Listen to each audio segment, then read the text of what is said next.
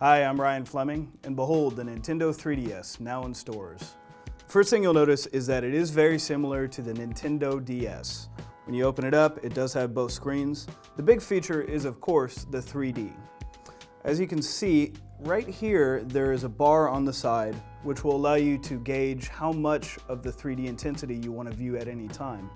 It's actually a good thing, especially for games that have a long field of view, things like Madden and racing games, because the 3D itself can wear on your eyes after a little bit. It's probably not going to be a big deal for people that are over, say, 6 years old.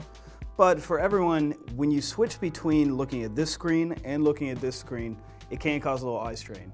And that is one of the things that the games are trying to use more of, the duality of the two screens.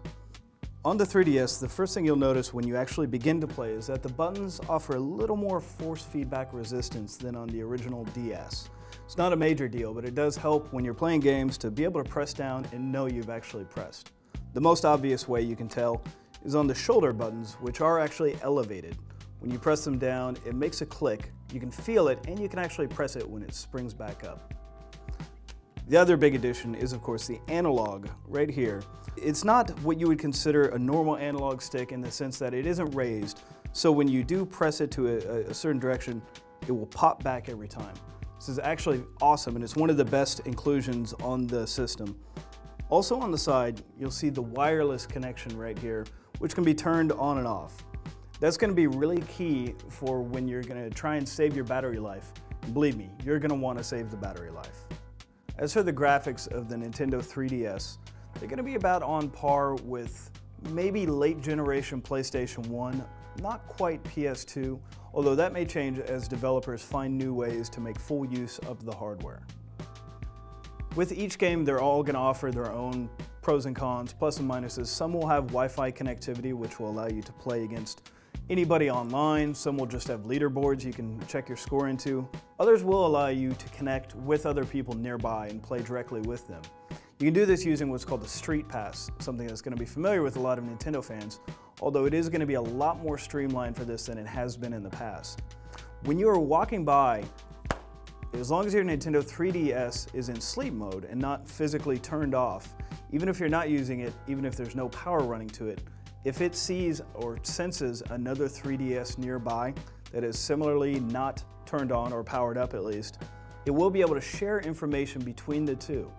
This is going to be good for games like The Sims, which specifically utilize that feature to share things like t-shirts and housing options, just little in-game perks that you can share between your friends. With the launch titles themselves, there is something of a weak selection of games. There are a few you're going to find out, but there's not that one big title that's going to get people to buy the system just for the game. There is no Zelda, there is no Super Mario, there's no Metroid, all staples of Nintendo. There are some good games out to be had though. Super Street Fighter IV is one of the best. The Lego game takes the Lego idea that's been so successful with Harry Potter, with Star Wars, Indiana Jones, and it does it badly. So there is going to be something of a learning curve for these 3D publishers that try and find ways to take their games and really use the 3D as anything more than a gimmick. In general though, the launch titles for the 3DS are at best average. There are a few standouts, but for the most part, there isn't anything that will make you rush out to buy 3DS just for that game.